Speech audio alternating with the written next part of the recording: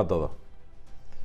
Hoy no era un día que tocase sacar un vídeo, no tenía previsto hacer ningún vídeo, pero es evidente que lo que ha sucedido en los Estados Unidos, ojalá que nunca hubiera sucedido y no motivase a hacer ningún tipo de reflexión, pero ha sucedido, el asalto al Capitolio, y ello entiendo que es merecedor de una profunda reflexión.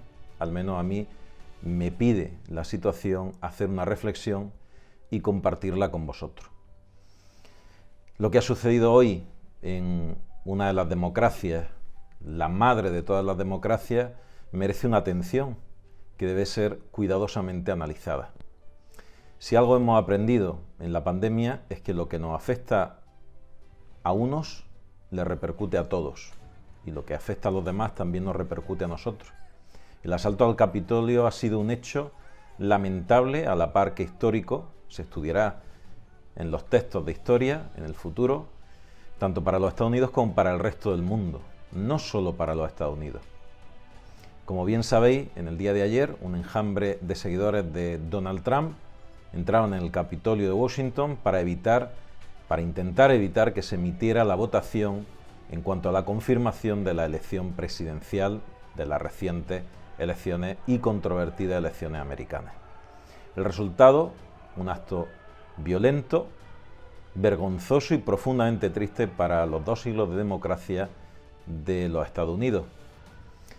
Pero mi análisis pretende ir, de hecho va más allá del enfrentamiento político, de los estamentos políticos de los Estados Unidos, ni del suceso puntual del asalto a una instancia que en Estados Unidos vela por el mantenimiento de las garantías constitucionales, por todas ellas y para todos los ciudadanos americanos. En ese punto, la reflexión obligada, bajo mi humilde punto de vista, es cómo se llega a esa situación.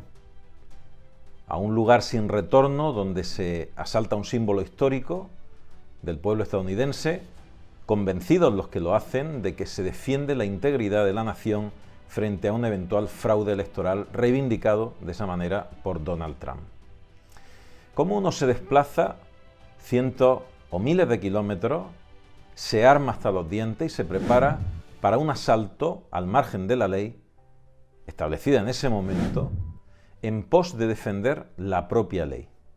¿Cómo se mantiene un contrasentido hasta el punto de caer de 9 metros de altura, como un chaval de 20 y pocos años, o ser abatida por un disparo de la policía, como la señora que lamentablemente falleció en el día de ayer? El cómo se llega a este punto de ver legitimada el uso de la fuerza, la violencia, se gana una vida, o las que sean precisas, al otro lado de la puerta, como policía, disparando desde el otro lado de la verdad, eso también es un punto a analizar. ¿Dónde está la verdad y dónde está la mentira? ¿Quién tiene la razón y quién no la tiene? ¿Alguien piensa que cualquiera de los actores en este lamentable suceso, en este lamentable espectáculo, creen haberse equivocado? Yo diría que no. Nadie piensa estar equivocado en lo que hace, sobre todo cuando lo hace desde la visceralidad más absoluta o en el mandato, en el cumplimiento del mandato de una orden. Nadie cree estar en el equívoco, sino todo lo contrario. Todo el mundo pensamos que tenemos la razón. Llegado a cierto punto, la tenemos hasta un no hay vuelta atrás. El convencimiento de estar en posesión de la verdad, mezclado con el miedo y una buena dosis de odio, sirve en bandeja un terreno abonado para que se detone la violencia al más mínimo indicio o señal de desequilibrio. A veces, para entender un suceso hay que tomar una distancia. El asalto a una institución se dio al menos en 3 ocasiones en Estados Unidos en el año 2020. Primero fue en Virginia, en enero, contra la reforma a la segunda enmienda, protestas por el derecho a comprar armas de forma poco controlada, más de un arma al mes y sin ser sometido a ningún tipo de regulación o control referente a las revisiones del historial clínico o delictivo de la persona que deseaba comprarlo. El segundo episodio fue en Michigan, en mayo, concretamente contra el confinamiento por la pandemia. En ese momento, en uno de los estados más afectados por el coronavirus, se entró con armas en mano, armas largas, dispuestos a todo en contra del confinamiento. Los datos que vamos dejando en Internet son básicos para obtener modelos psicográficos. Sí, yo sé lo que compra en Amazon, a qué likes le das o qué retuiteas. La inteligencia artificial es capaz de saber con un 99% cuál puede ser tu intención de voto, cuáles son tus respuestas emocionales frente a noticias y, por lo tanto, qué tengo que decirte para condicionar tu reacción.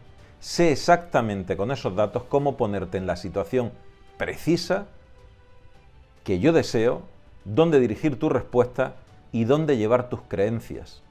Y todo esto, en su momento, lo hizo Donald Trump en su campaña, con 87 millones de perfiles psicográficos, localizar a personas clave y discursos orientados a ciertos votantes específicos.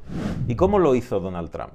Pues lo hizo con la ayuda de Facebook, el mismo Facebook que ayer se jactaba de borrar los vídeos de los asaltantes al Capitolio. Ayudaron con 87 millones de perfiles psicográficos a Donald Trump y procesados por una empresa experta en el Big Data, Cambridge Analytics. Por este motivo, Mark Zuckerberg se sentó para comparecer en el Senado de los Estados Unidos. Se diseñaron guerras propagandísticas tanto más efectivas cuanto más manipulables son los ciudadanos, y más manipulables y sugestionables nos convertimos los ciudadanos cuanto menor es nuestro nivel cultural y nuestro dintel de crítica.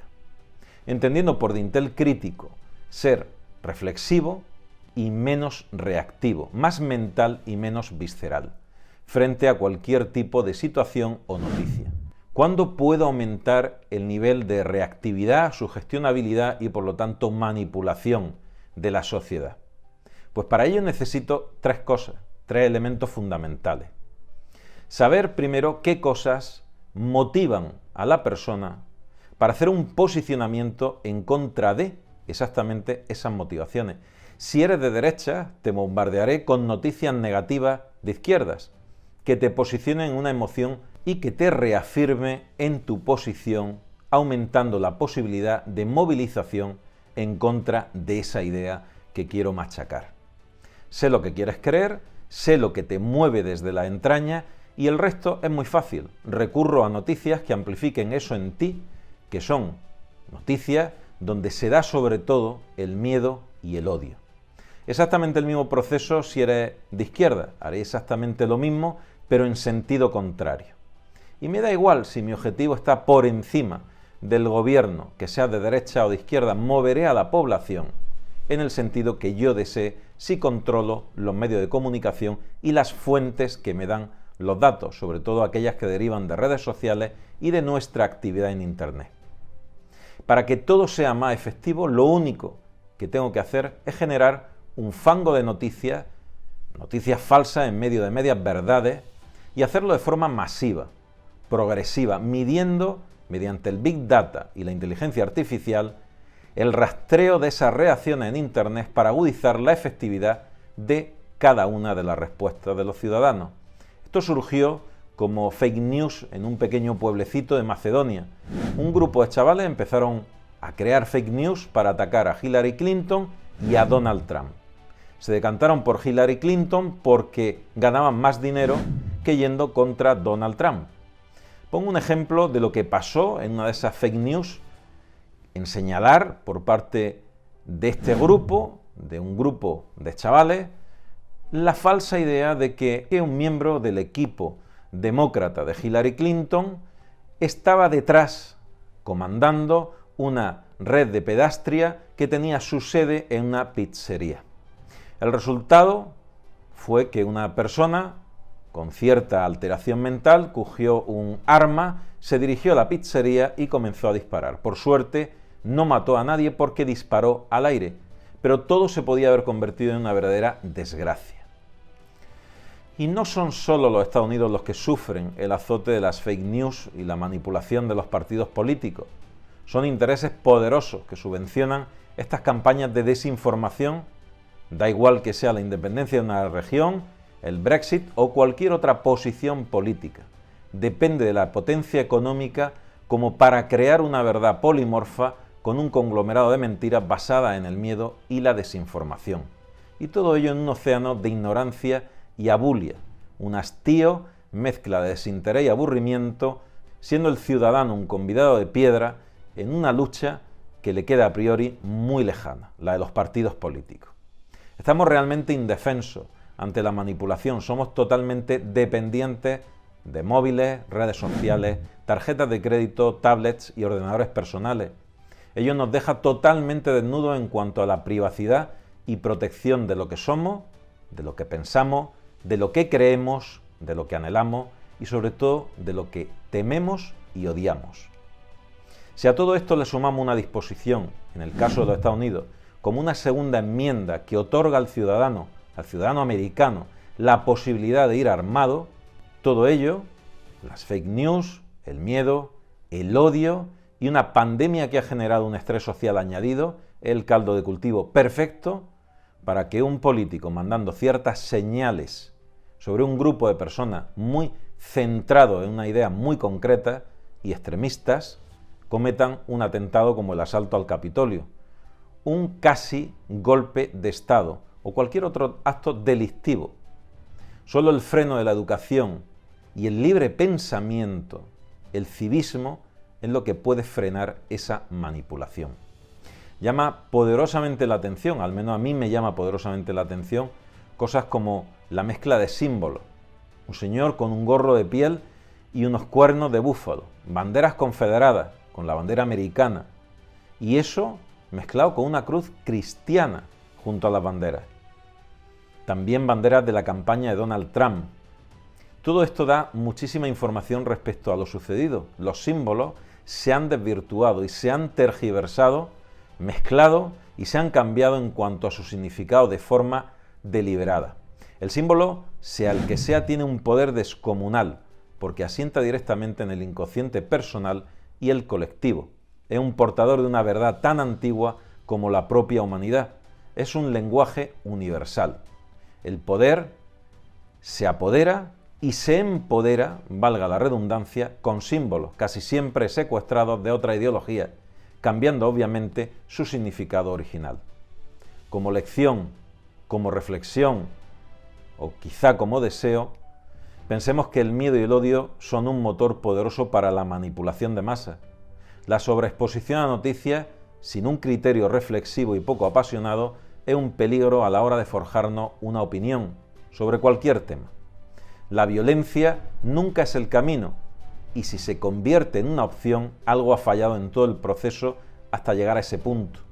Y finalmente, que nuestros datos, pensemos, nuestra actividad en red nos convierte en un blanco fácil para ser manipulados por los que ostentan el poder y pueden disponer de la tecnología suficiente como para interpretarlo y crear el escenario donde más reactivos seamos en la dirección deseada. Me despido confiando en que Estados Unidos, como una gran nación que es y por todas las personas que allí conviven, lo sigan haciendo en paz y no caigan en el abismo de la violencia. Abismo del que difícilmente se puede salir con una buena solución. Os mando un fuerte abrazo, también a las personas que nos veis desde Estados Unidos y confiando en que se restaure la paz y el orden en el país. Hasta el próximo vídeo.